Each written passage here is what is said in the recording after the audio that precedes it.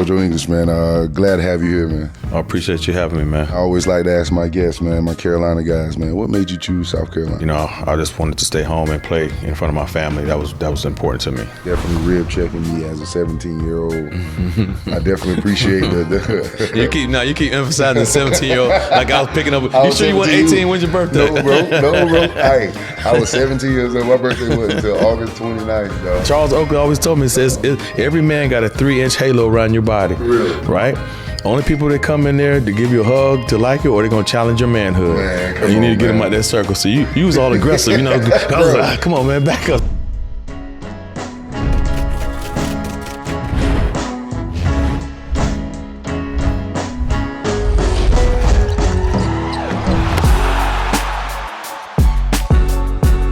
And we're back. Another episode of Full Court with CP. We got a special guest here, one of the Diamond's greatest, one of my good friends, one of my mentors, JoJo English. JoJo English, man, glad to have you here, man. I appreciate you having me, man. Definitely appreciate you stopping by today. Just first, man, I always like to ask my guests, man, my Carolina guys, man, what made you choose South Carolina? I mean, being here, I went to college basketball games there.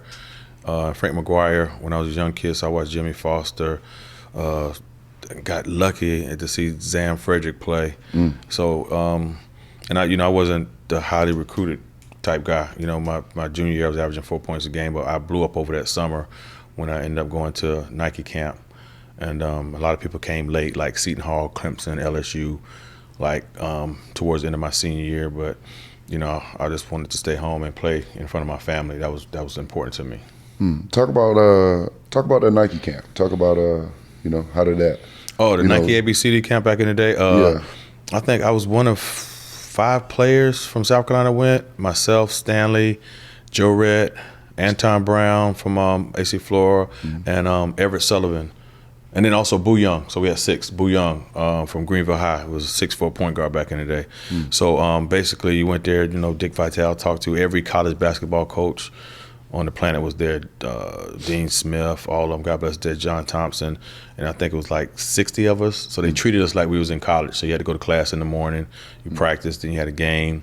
And the first game was like a zone, then you had to go to class, whatever. Then you had another game in the evening. So we had guys like Lonzo Mourning there, Chris Jackson, Todd Day, Jimmy Jackson. It was loaded. So it was loaded with talent. You said you guys you said you had a zone period and then y'all went to class. Yeah, what did you guys do in that for that class? They just treated us like it wasn't nothing more. So it wasn't no like academic kind of stuff. Yeah, I know. It was like how would you function in college? You know, managing your time.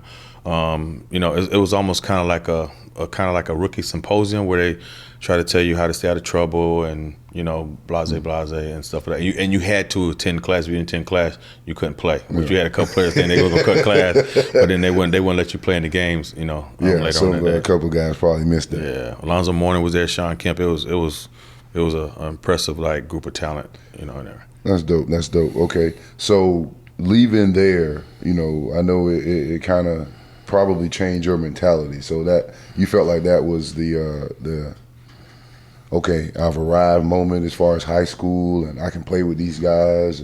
How was that moment, you know, coming back after that camp? You know, how was your high school career after that? Your mentality, I would say. Well, let me kind of like lead you up to that because like my dad was in the military, so I never played like middle school ball or anything like that. I played on Fort Jackson. But I had a basketball court in my backyard. You know, my dad laid concrete and tree in the wall, and everybody in my neighborhood, I had like 3 or 4 guys in my neighborhood that played varsity basketball. So they was all older than me. So I grew up playing against older dudes, and they convinced me to go try out for the JV team. I made the JV team, like I said, my 11th grade year.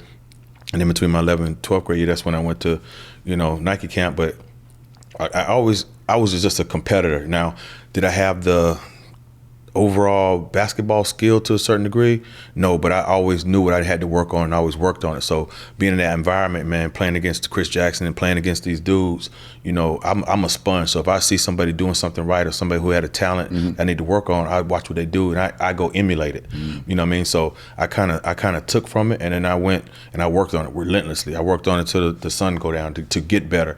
I knew I can compete with those guys, but like basketball skill wise, I knew I still had a lot of stuff to work on because I was just a natural athlete. You know, I can run and jump and play D.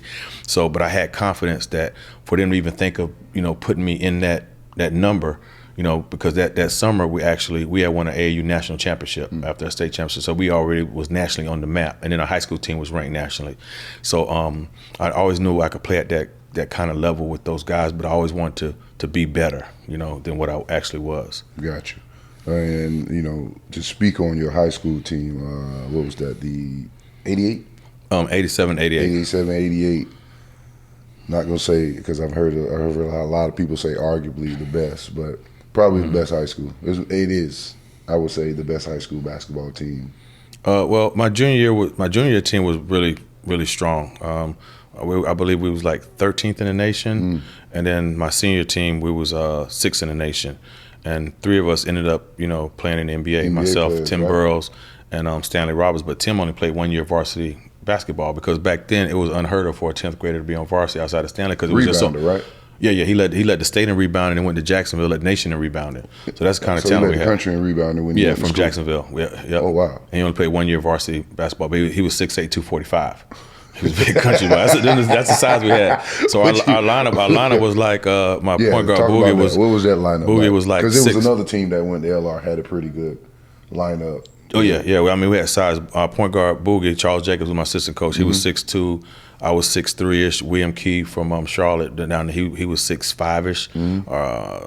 Tim Burrows was 6'8". Stanley was 7 foot, and then we came off the bench with Lonnie Clutch, who was 6'7", but he tore his ACL in a scrimmage to start the season, so he never played his senior year. You know, and he was a starter. You know, so that's the kind of talent that we had. You know, back then.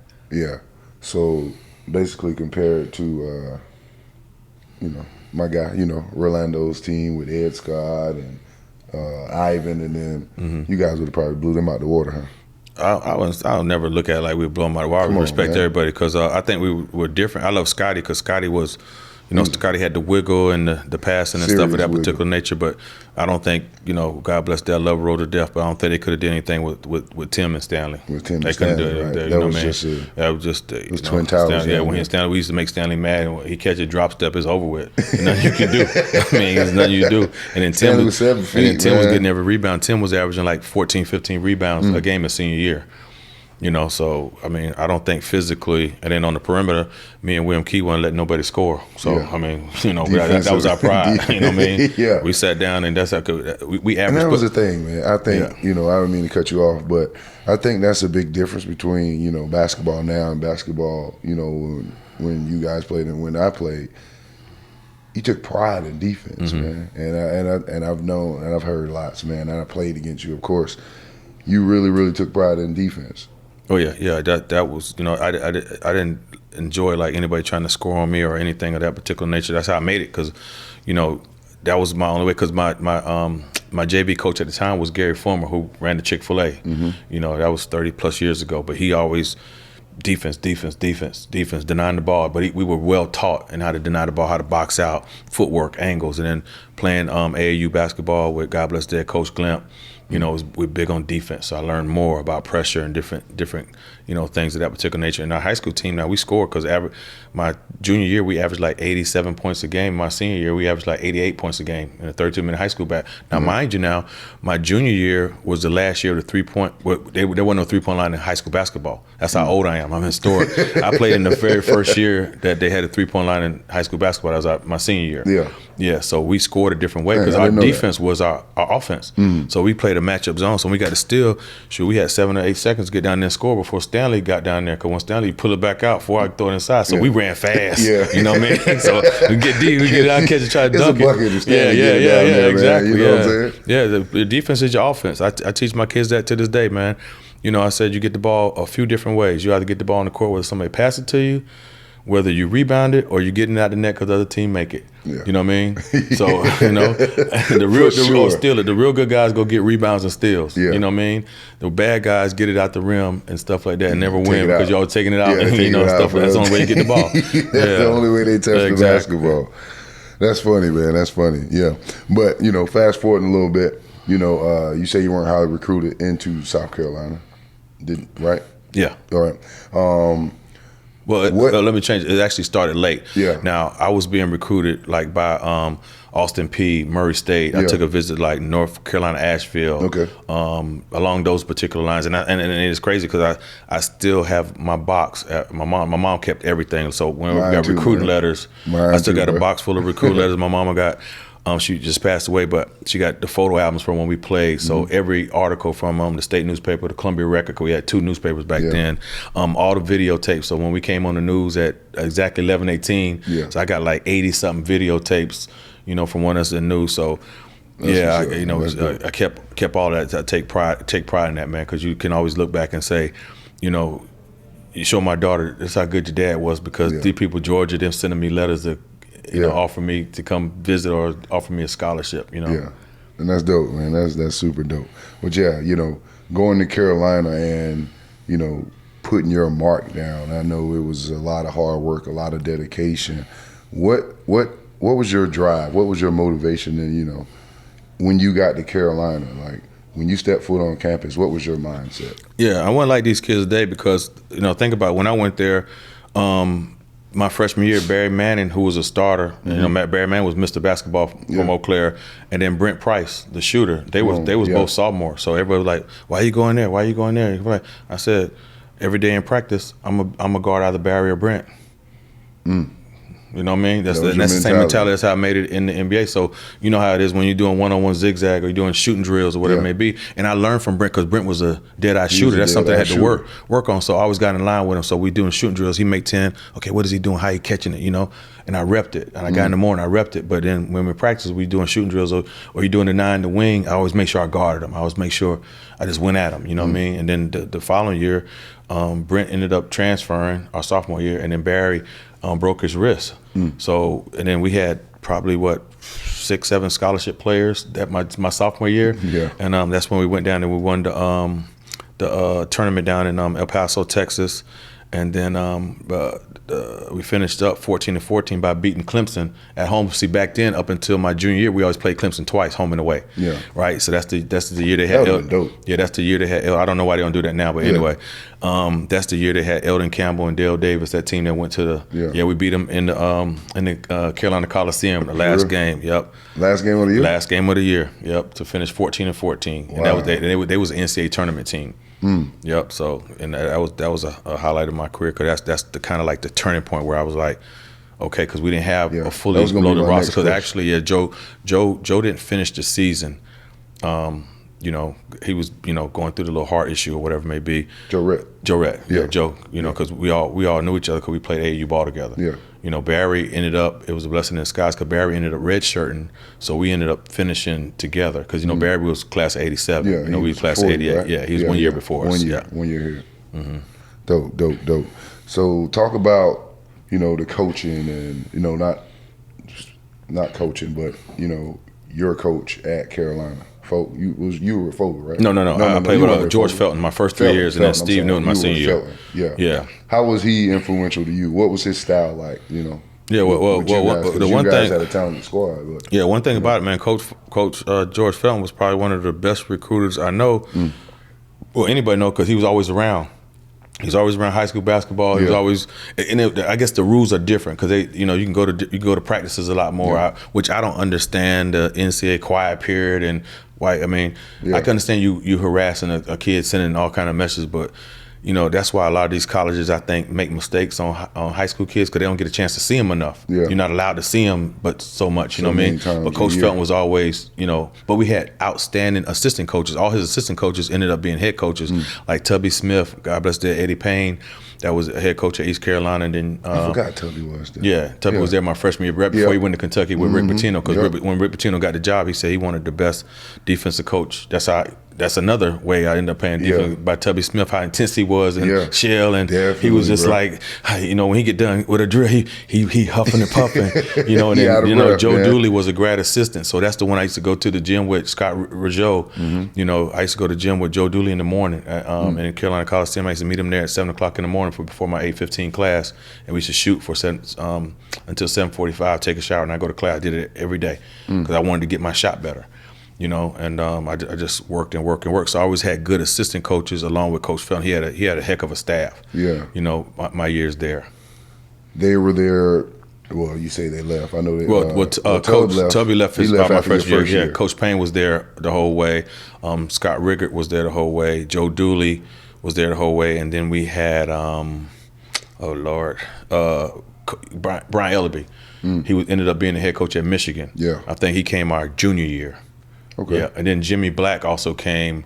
You know, point guard. Quite a few. Yeah. But they were going to be head coaches though. Yeah. So that's a good thing. That's a good thing. Yeah, that's dope. Your welcome to college moment. When was your I've arrived? I can play with these guys. I'm one of the guys. My freshman year, we made the NCAA tournament. Yeah, and we had to go up to was up in Connecticut somewhere, New York, whatever. But we played NC State with Corciani and Rodney Monroe. You know, talk about that. I came in and played. I ended up getting like 9 points, but I had a couple of dunks. You know, and that's when I know, because people talk so much about the dunks. It wasn't like social media where people can right at the end of the game you see all the likes and whatever it may be. But when I got back to Columbia and I started seeing the articles of people, man, you look real good on TV. You know, So that's when I know I can. You know, because I played with Terry Dozier, was a senior. John Hudson, you know, was a senior. So, you know, they were getting ready to leave. You know, they carried it. Both of them averaging like 15, 16 points a game. Yeah. You know, so I knew they were leaving. So it was like a transition. Because, you know, I didn't start a game my freshman year, but I started every game I played in for the next 3 years, except my last game my senior year against Georgia. That was our first year, and it's because of our homeboy, my roommate Jamie Watson. Because I gotta tell this story. We gotta tell this story real quick, because you know we was in the dorm. You know we stay in the rooms, the athletic dorm. You know that we weren't supposed to have any overnight visitors. Yada yada yada. So we in there sleep. You know, and Jamie had somebody over, and the guy came in, looked in the room, saw whatever it may be. So he told Coach Newton. So Coach Newton called us in. Jamie admitted that was his people. He said, okay, well, y'all won't be able to start against Georgia. I said, I ain't got nothing to do with it. I said, you messing up my start streak. I mean, come. And then what really got me, he put Jamie in the game before me. So I was really mad. I said, yo, Coach, come on, man. Yeah, but you know, Jamie was the future. Yeah. You know, Jamie was 2 years, you know, Jamie stayed with me when he first came down with the fight. You know, Jamie was close to being like a McDonald's All-American. You know what I mean? So he was a high respect. You know, Jamie was the future, you know? So for sure. Yeah, but that's how that ended up. But I take pride in, you know, starting, you know, and I think I averaged probably like 15 points or plus like my next 3 years, you know, I played. Yeah, definitely, man. That's funny, man. Jamie got you in trouble, man. You know, that's hilarious. That's why I see y'all have a unique relationship, man. So that's dope. But, you know, transitioning into, no, I'll back up. You talked about, you know, people getting very excited about your dunks, but a lot of people don't know you were in the dunk contest at 17 years old, correct? Yeah. Well, actually, Coach Glimp had a dunk contest my junior year, and it was at Benedict College. Dominic Wilkins was the judge. Yeah. So we had like close to 90-something people in the dunk contest, but Coach Glimp said, Joe, you automatically in the finals. So I have to go through all the preliminaries, whatever it may be. You know what I mean? Cause I had to go through all the permit because, you know, Coach Glenn, he always believed in me, and not to change this up, but get back to it, because we used to go to AAU practices, and he had a rule like when you enter the rock pit, your shoes better be tied. And as soon as you get in there, you start form shooting and all that. See, I grew up under the fundamental how you supposed to play, but he told me something at basketball one day. He said, "Man, you can be as good as Michael Jordan one day if you want to be," and just walked off. And I always registered to me. So the dunk contest at Benedict, you know, I happened to win it. Dominique got out there and did his windmill, whatever. Yeah. So the following year, you know, Coach Glimp had a relationship with Michael Jordan from 5-Star Camp. Yeah. So they had it in the Carolina Coliseum. Michael Jordan, they had a 3-point contest and then a dunk contest. Who was in the 3-point contest? You remember? Andre Bovain was in it. I think Kerry was in it too. C. Rich. I think C. Rich was in it. I think Bovain won, but Kerry was in it. Yeah, because I actually got the footage from the dunk contest because it showed Bo coming out there getting the trophy, and with MJ. See, MJ shot the threes too, so I couldn't officially be in the contest because I signed my letter of intent in April to go to University of South Carolina. So Coach Glint was like, "Well, y'all gonna do an exhibition? Just make sure you come." I said, "What's the exhibition? What you talking about, Coach?" "Well, you would do a dunk, he do a dunk, blah, blah, blah, whatever it may be." So I still got the picture. So I came out on the, he was judging, so he was kind of sitting with you. I was sitting on the floor. So we was talking, and I had my little red Chicago Bulls little tank top on, black shorts. I had the fours on, black and red. I mean, white and red, whatever it may be, cements. So we was going back and forth. He's like, "Yeah, what's up, young fella? You do a dunk or whatever, I follow you." So it was really supposed to be like 1 or 2 dunks, and that was going to be it. So, okay, the 3-point contest was over with. The dunk contest was over with. The little Ricky Ellison dude from Greenville won it. So then it was me and his turn. So he's like, "You go first, young fella." I said, "Okay." So, everybody in the day, I had to kiss the rim. I had to rock the cradle, behind the back. I got the behind the back from Dominique, whatever it may be. So I came down the middle, and I did like a windmill. Bam. So as soon as I dunked it, and you know how you land, you turn around, another ball was coming. So he was like right behind me. He dunked it and the ball almost hit me. I said, "Oh, this dude tripping." So, okay. Oh, he's serious. So everybody started going crazy. Now it's 12,000. So all the high school players on the sideline. He said, "You go again." This is live. I said, okay. So I went from the right and I rocked the cradle. Bam. Okay, he came right behind me, rocked the cradles. Boom. You and Mike going back and forth. Back and forth. So now Mike, I'm 18 years old. Yeah. So now I came from the left and I went backwards, tapped my thighs, boom. He did the same thing. So what I did, I told Bovain, I said, "Come here." I said, "You left from here." I told Bovain to put his foot outside the block, right? Yeah. So I did it again, and I left from the block, and I windmilled it. Bam! He missed it. Boom. Yeah. So the kids, everybody going crazy. So he ain't like that, right? Yeah. So he unzipped his pants. He said, "Come here." I said, "What you talking about? Come here." So he started backing up. "What you doing?" He kept backing up. Yeah. "What are you doing?" He backed up all the way to full court. All right. Boom, boom. He took off from the free throw line. Bam. I said, "Oh Lord, I ain't never did that." But I gotta try. I gotta try. Yeah, so I took off, and in hindsight, if I knew what I knew now, I would have took another step in and dunked it, because nobody would have known I lived exactly from the free throw line. Yeah. So I took a step like just inside the free throw line on the free throw line, but I barely missed it. Boom. Everybody was going crazy and stuff like that. So he wanted to keep going, but everybody was like, "Ah." I said, "Nah, man, I'm kind of good." He started getting like, "Nah, man, look good, keep going." I said, "Nah, man, I'm good. I done did enough." Everybody going crazy with 12,000. I said, "Nah, I'm a legend. Now I'm good." He's like, "Come on, young fella. Come on, young fella. Let's go again." "Nah, we good." Gave him dap, and that was pretty much it. And that's things that like people still talk about to this day. "Man, I remember you had dunk contest with Jordan. I remember you beat Jordan dunk contest." So I always mess with people. I like talk trash. I said, I'm a trivia question. I said, what 2 people made Michael Jordan leave from the free throw line in 1988 to win the dunk contest? Because that's the same year that the dunk contest was in Chicago when him and Dominique went at it. Yeah. That following, that following year. Yeah. And I said, JoJo English and Dominique Wilkins. Yeah. Historic, baby. Yeah, so that's what led up to, and it's still all at the Coach Glimp. Yeah. Because like I say, he believed in me. I mean, he was like, he seen me in AAU practices. And plus he played against me with, when the Eau Claire LR rivalry, because we always played 4 times a year. We played 2 regular season games, and then back in the day they had a region championship. So we've had a region championship, and we made them in the playoffs. But back then there was only 4 rounds. And now pretty much everybody makes the playoffs. So out of 40 teams and whatever, 38 teams make playoffs. It wasn't like that back then. No, okay. So we always met. So he always had respect for my game. So he created that opportunity for me. If it wasn't for him, I would have never been in the dunk contest. For sure, man. So. You go from, in the dunk contest against Mike to being a teammate. Yeah. How was that? How was that experience, playing next to, the GOAT? Oh, that was hard work even getting to that point because, when I left the University of South Carolina, I wasn't drafted. Everybody thought I might go in the second round. He had a couple people call, so, excuse me. When the draft is over, you know how it works. Yeah. You get phone calls. So I got like phone call from maybe my agent did from like 7 different teams. So I ended up really going to Houston. And history again, how old I am. I was part of the first NBA group that played in the Rocky Mountain Review. That was the first time they had a summer league, and it was out in Utah. So we was out there for like 18 days. But it was probably like 20 teams. Yeah, that's where in Salt Lake City. Yeah, that's where it started at. So you're doing 2 days, you playing. Robert Ory was was a rookie on that team. Rudy Tomjanovich was the head coach. You know, I'm playing. And then I caught fire one night against Utah. You know, it was a big game. I had like 11 points in the first 2 minutes of the game. It just clicked.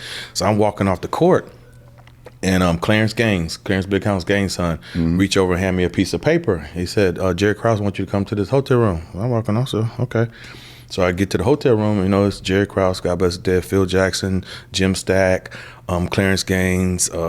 It's about 8 of them in the room. So I'm sitting here, and all of them, then they start asking you questions. Yeah. You know, and they know every single thing about you, from college, how you practice, whatever. Tell us about your college coach.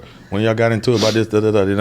Then they say, okay, well, we want to invite you to our rookie free agent camp, because they just coming off back-to-back championships, so they didn't have a summer league team. They didn't need it because they was fully loaded.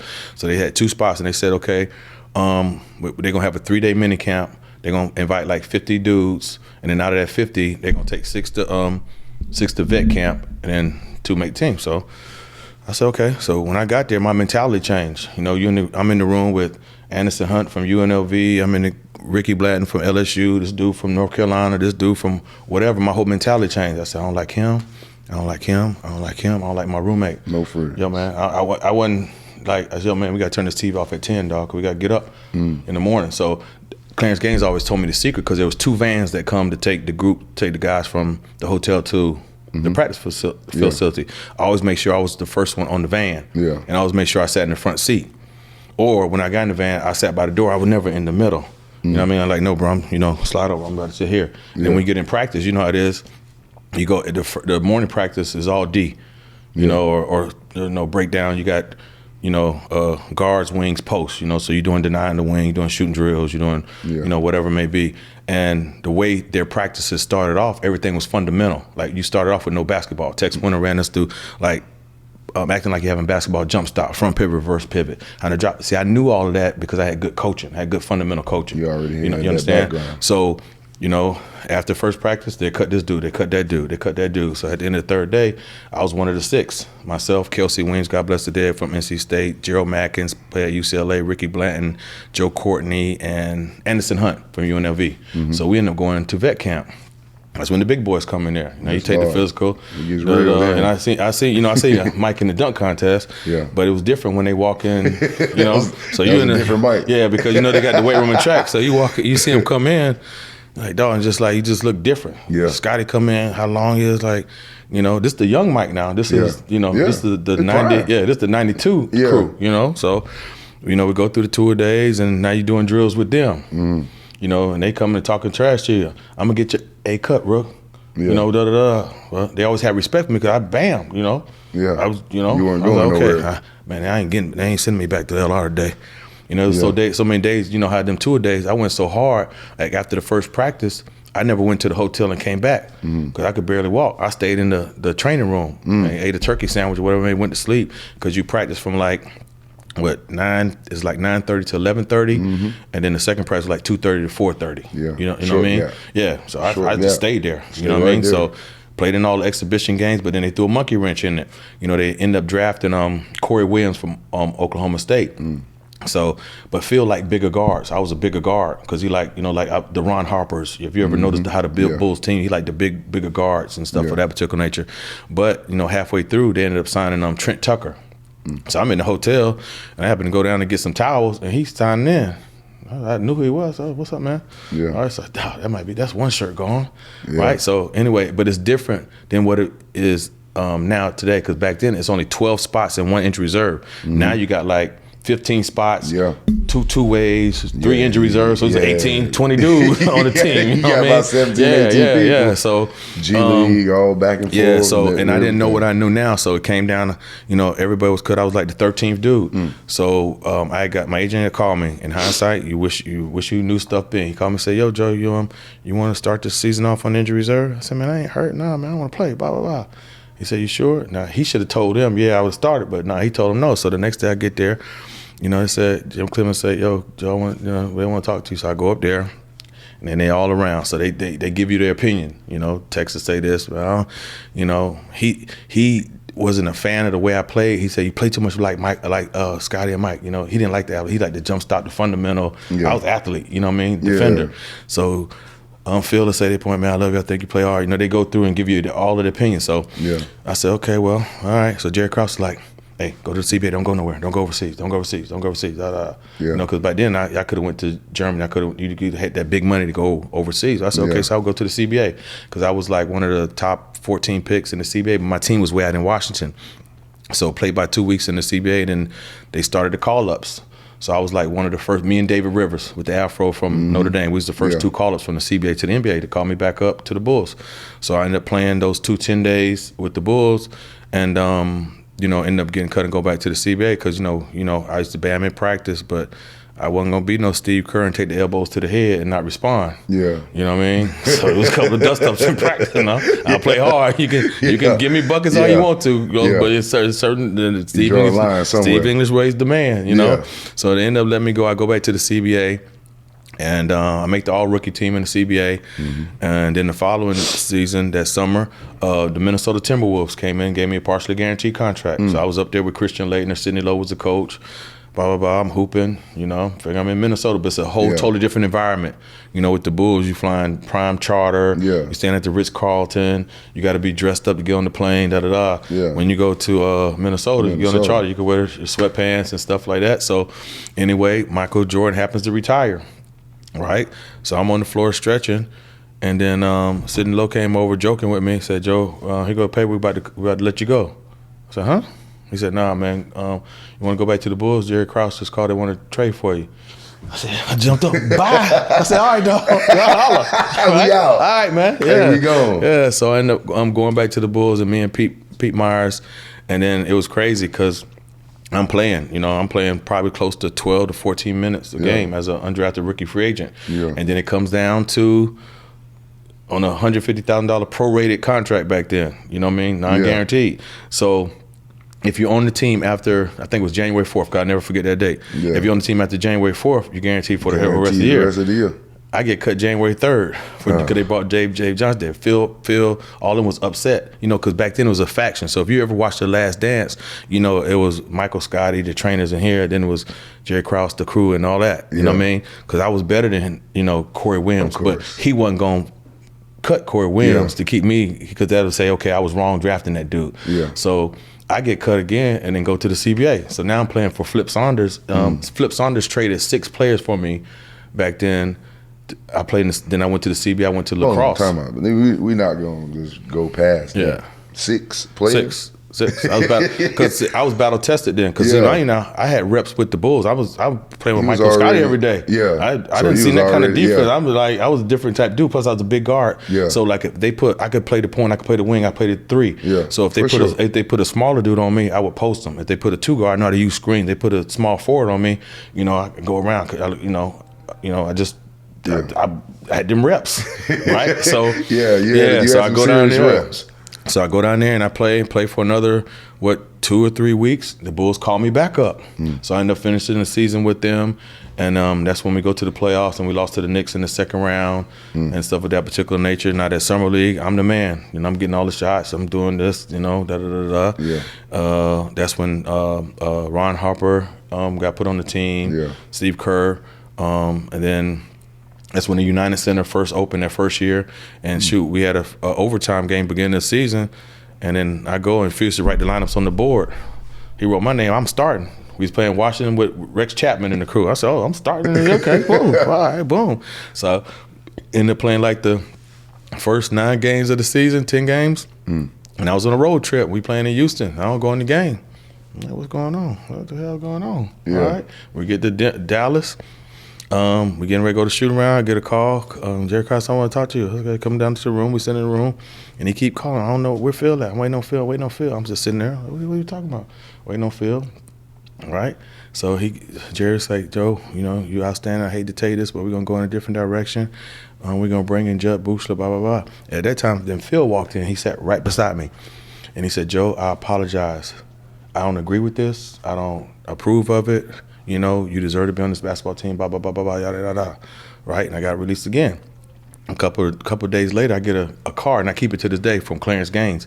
And he signed it. He wrote, he said, "Joe, it's a shame how they did you. I got this card to this day, and I kept it." That was my motivation. 'Cause when they told me I couldn't be a high school basketball coach, I kept that letter in the interview. You know what I mean? He said, "Joe, you deserve better, blah, blah, blah, blah. Keep your head up. Don't be so hard on yourself when you play." He wrote a handwritten letter on a basketball card for me and stuff like that. So that's kind of like my Bulls journey in a nutshell. I've been up and down. I've been cut, waived, traded, 4 different times, but I did it with the best team on the planet Earth at that particular time. What I mean? I didn't make it, with a team who had a losing record or a lottery team. So, I take pride in that portion, of my career. And in '94, I ended up going overseas, started my overseas journey in Australia. How was that? Australia. Yeah, Australia was beautiful. And I played over there as well. Beautiful. People understand how beautiful it was. It was an amazing I played for Mike Dunlap down there. He ended up being the head coach at Dunlap. Where did Hank Gathers go? Bro, I just drew a blank. Yeah, he ended up being the head coach there for a while, and then the only other time I tried back for the NBA was '97 when Larry Bird got the job with the Pacers. Rick Carlisle was assistant coach. Dick Harder was the defensive coach, and Jalen Rose was a rookie. Darren Pierre, and went to the 3-day camp, and I pulled my groin. Blah blah blah blah. But Larry Bird still took me down to Life College in Georgia for the camp. Yeah. Right. He said, "Man, Joe, I want, And I tried to play the first game and just couldn't play. So he sat by me. I never forget this. He sat by me. I was on the bench, halftime. He wanted to coach the summer league team because he never coached before. Yeah. Right? So he sat by me, and I didn't realize. I was impressed to see Michael Jordan for the first time. I was even more in awe to see Larry Bird because the average person won't realize how tall he is. Larry Bird is like 6'10", 6'11". When he walked, it was like, looking up at Larry, he that big playing the 3-4 though. He was, but the way he coached was simple. The way about being like somebody talk about being on time. Dan Pierre wasn't on time one day. Oh, I can't even say in the microphone like what happened. You know what I mean? but he never yelled, but he was straight to the point. So after that, I stayed with Life College, and we get back and we getting ready to disperse. But I had an offer to go to Turkey for like $50,000 cash, $25,000 when I signed the contract, and they get it. They send me $25,000. When I get there, it's gonna give me $25,000. And I never forget this conversation. Was in the locker room. The only person I had to beat out was Fred Hoiberg, right? So the coaches walk around and said, "Oh, Joe, I know what the offer is." Rick Carlisle walked around to me and said this right here. I said, "Joe," I said, "I know about the offer, but let me ask you a question. How much are you willing to bet on your ability? Think about that." And he walked off. And I took the money and I went to Turkey, and it's probably one of the worst experiences I had because my grandmother died when I was over there, and they didn't tell me because I'm leading the country in scoring, and we getting ready to play the number 2 team. She passed away that Monday, and we didn't have we didn't have the instant where they can call you. You know what I mean? We talk about it different. Yeah. So the way I found, I had kind of like a pager like you, where you can call an 800 number, you leave a message for JoJo English. So I happened to be checking my messages on a Wednesday, and that's how I found out my mom passed away. My agent told me, but they act like they couldn't get me back home because the funeral was on that Friday, but we had a big game against the number 2 team in the country, on that Saturday. Yeah. So I was like, man, my grandmama, Eloise Mills, she made me stew chicken every Sunday, and I didn't go to church, with her. I was at college. For sure. So I made it back, there, and so that was my part of my overseas experience. But I ended up playing in like 7 different countries, over a period of time until you just get to that point. About 31, you just got tired of, living out the suitcase, waiting on the phone call, like, okay, we got a job for you in France, and leaving at 6 o'clock in the morning, then getting off a plane, and then they want you to play right then and there and stuff like that, man. So, that's just a small nugget. It was a hard, it was a difficult life, overseas basketball, different. You played in Israel. I think you had a scoring title over there. How was that experience? I played over there as well. That was great. Happened to play in Australia. Then I went to Venezuela. Then I went to, where'd I go after that? France. I played in France, 2 different places. I played in Besançon and Strasbourg, and then happened to play in Israel. And this is a funny story. We had to meet one of the players for Maccabi Tel Aviv so he can take us to the game. So some kind of way he made it like I was late. 'Cause I was leading the country in scoring. Yeah. And absolutely nobody could do nothing with me over there. Like nothing. I couldn't nothing. So the whole country, yeah. So my team that I was playing for, Maccabi Moskin, didn't even tell me I made the All-Star team. I found out through the newspaper. We was in the layup line. The newspaper guy said, "Congratulations, Josh." What? They didn't want me to go play because they thought that if I played, then Maccabi Tel Aviv was going to try to steal me the next season and stuff like that. Yeah, because they were different. They rode in the charter buses and the flights and all that kind of stuff like that. Yeah. And the people don't understand like how beautiful the country. They see the violence and all that kind of stuff, but it was never like that. You know what I mean? Nope. You know, it was never. I had it, but it was a blessing because I had a chance to, you know, go to Jerusalem, the old city. I happened to walk the 14 stations where Christ carried the cross. Happened to go to the Church of the Holy Sepulchre. You know, seen Bethlehem. You know, seen all that stuff. He's in the Bible. And my wife and all of them. Yeah. So I had that was 2000 Y2K. So we was thinking we was sitting over there. Me and Dennis Hobson was on the team. So we sitting over there thinking everything about to shut off at 9 o'clock. So I was over there from like 2000, 2001. And then pretty much after that, man, after I was like, man, you know, I was like, I could keep chasing it. Yeah. But, you know. Yeah, 2001. Yeah. That's when you finished. I was 31. Yeah, that's when I met you. Yeah, and that's when I didn't even know I had a partial. My knee started bothering me before games. I had to ice it and stuff like that.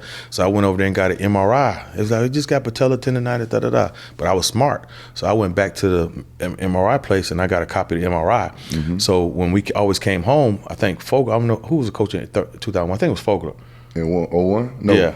No, that was Dave Odom when I got here. In 01? Okay. Yeah. So we used to always come back. It was transitioning, you know. Yeah. We used to always come back and go to USC and hoop and Jeff Parker's training. So I happened to show him my MRI. Yeah. So he said, "Joe, yeah, man, you got a partially torn ACL, but it wasn't a round ACL. It was like up and down." Yeah. So I was like, back then, I was like, man, I'm not going through no 6 months. I ain't really playing them. I ain't doing that. So I probably played even pickup in church league for 7 years with a partially torn ACL before I actually tore it all the way. Yeah. And I ended up getting surgery when I was 40 years old. And Dr. Guy did it. And when he went in there, I went in there. That was my guy, yeah. Dr. Guy. I went in there. I went in there for ACL surgery, but they ended up doing ACL microfracture meniscus. I was on crutches for 11 weeks. But my knee was only swollen for 1 day. Yeah, it was crazy. It was crazy. I waited till I was 40 to get surgery. Plenty broken and jammed fingers, herniated disc in the back, dislocated clavicle my senior year in high school in tryouts. You know, broken nose. You know, these kids, man, falling off the bike. These kids, they got pretty legs. They ain't nobody don't fall down, nothing. Never. You know, No, that's funny, man. No, going back to 01 when I met you, man, I tell you this story all the time because we play golf together, dog. But when I got here, dog, I was 17 years old. Bro, you was 31. It was no reason you should have been elbowing me in the ribs in my first pickup game. Oh man, I was talking. That was my first pickup game. No, remember the other kid? I just got there. Remember the other kid from Florida? Me and was talking so much trash to y'all in the gym, and then Dave Odom came. Man, why y'all got to talk so much when you play? Yeah, so we trying to get these boys right, coach. Yeah. You know, they got to go through the fire. They gonna be all right. That, but I was from that. Yeah, they gonna be all right. Yeah, they gonna be all right. You got to go. That's how you got to. You know, that's how you see what type of player you have. He gonna sink or gonna swim. Yeah. You understand what I'm saying? You was checking our temperature. Yeah, it wasn't an intentional elbow. Bro, yes, I was really using my footwork. I was squaring up, and you know how aggressive you are. You was up in my space, so I'm entitled. Charles Oakley always told me, says every man got a 3-inch halo around your body. Really? Right? Only people that come in there to give you a hug, to like it, or they're gonna challenge your manhood. Man, come on, you need to get them out that circle. So you was all aggressive, you know. I was like, come on, man, back up. Bro, I was 17 years old, bro. I was 17 years old. You were 17 out there? Wow. Mom, I was 17 years old. This man hit me in my ribs. Oh my God. It wasn't a shot like that. It was more of a square. It was more of a This was my first pickup game, man, at USC over the summer, dog. And I'm guarding the legend, man. And everybody was telling me, dog, like, hey, man, that's JoJo English. I was like, man, I don't care about no JoJo, man. Like, man, let's hoop. We about to hoop, man. And and that's why I think I gravitated towards you after that, because I didn't go anywhere. I was right there every game. And you was still hitting me in my, I was like, bro, this dude don't stop hitting me with this chicken wing in my ribs. But I know y'all had a special group. Even Torrance, this is why I knew Torrance Kinsey was going to be different. Yeah. Me and Jamie Watson was in the training room after we was hooping. You know, it was getting nice or whatever. Man, I just worked turns over. And he sat there and he started talking to us. He's like, man, what it take to make it in the NBA? Yeah. What it take to make it in the NBA? You know, he was long and lanky back then, freshman year. TK. So we talked to him, man. I said, yo, man, be in the weight room. Get in the weight room before practice, get your shots up. I said, because when I came to college, I wasn't a great shooter. They used to always laugh at my shot, but I worked on it. And then guess what? I ended up setting a three-point record at South Carolina. You know, I made 7 threes in the first half against Tempo. You know, when they was number 4 in the country. I said, because I worked at it. So I always knew he was going to be good. Yeah. But he kind of helped me to say, you know what, I might need to retire, change something. Because remember, we used to play like 4 days a week. But I was like, man, why we ain't playing on Fridays? Yeah. You know, so let's play on Fridays too, right? I remember that, man. What but then Torrance, about his junior year, he developed that crossover, right? That lean, you know, the one where he don't even dribble it. Yeah, he throw it and then he'll throw it back. Yeah, and then he throw it. And I used to be over there. He used to be over there. And he says, "Oh Lord, okay, I might need to like, hey man, let's go back to 2 days a week." You know what he called that? He called that move the chef. He worked on it. But he see, called that move the chef. The one thing about him, he used to work because he used to start, but he used to always be in there working. Yeah. Like, so he got to the point because that's the way I was. Even before we played pickup, I used to get there. So we playing pickup at 1. Yeah. I was in the gym at like 11:30. I'm getting shots up, working on the ball handling, boom, boom. That's what kids understand. They think they go to a trainer and dribble around cones and all this kind of stuff and you ready. I said, no, I used to get up in the morning, take spin classes, you know, lift or whatever it may be, then get to the gym early, shoot, then we bam a little bit, and I might take a couple little shots after, then you take care of your body, then you go home. You know what I mean? That's the process to be a really, really good basketball player. You know what I mean? Yeah, so it's a little different, man. But for sure, man, it was definitely a pleasure to have you here, man. I appreciate you stopping by, man, dropping the gems, sharing your story. Dunk contest versus MJ. Definitely rib checking me as a 17-year-old. I definitely appreciate the you keep emphasizing the 17-year-old like I was picking up. You sure you were 18? When's your birthday? No, bro. Hey, I was 17 years old. My birthday wasn't until August 29th, dog. I did care. Summertime. That was summertime. Yeah. I was there early, dog. But it helped me, man. And I appreciate you for, you know, always looking out. You know, you set the tone, man. And to this day, man, I look up to you, man, from how you coach and how you handle yourself and everything. I just want to say I appreciate you for everything. And from the Gamecock family, man, we definitely love and appreciate everything you've done for the Gamecocks. We appreciate it, man. It's always the one love. I realized how old I am when dealing with Jamie, yourself, Kerry when he was a young boy, Coach BJ. That was my first coaching experience when BJ was 8. And I was at Alexina's camp coaching. So all the young with PJ was a baby back in the day. So man, it's, you know, all y'all guys, and I always had, like I tell you, I had an inordinate amount of respect for you from the passion you played with, the way you played, the way you competed, you know. So when I was done playing, I used to watch, you know, y'all play, man. You used to get me hyped, the way you know, I was like, you know what I mean, the enthusiasm you play with, man. So I appreciate the respect, appreciate the invite, man. You know, we friends for life, man. But I won't elbow you now, but I'm gonna take it out to you on the golf course. I'm gonna still, you know, put about 280 yards down there while you got 250. You know, we'll definitely link up again soon on the golf course, man. But this Full Court with CP, we out. One love.